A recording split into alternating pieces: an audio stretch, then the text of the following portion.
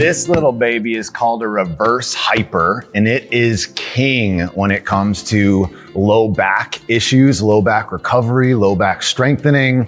If you have a herniated disc, it's an amazing tool to improve that and get back to full functionality.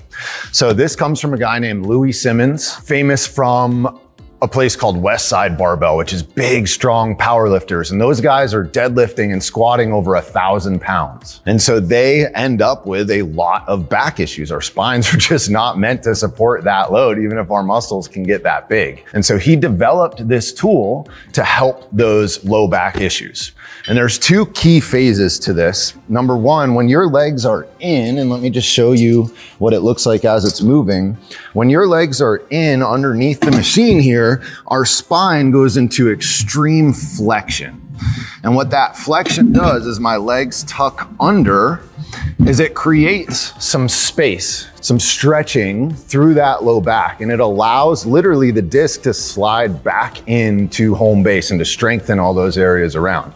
So it creates some distraction and it just feels really good. It's the equivalent of you've ever seen somebody like hanging upside down for their back. Same idea there. The second piece that's important is as your feet go back behind you, we are now doing some strengthening. So I'm using my low back muscles, I'm using my glute muscles to drive this behind me.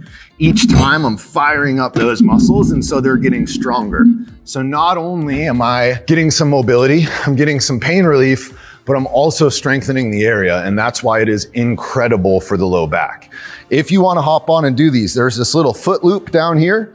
You're just gonna put both feet through the loop, start with a little bit of weight on each side, see how it feels. You're gonna get the crease of your hip up here on the table. Hands go onto these handles, and these are adjustable depending on the length of your arms.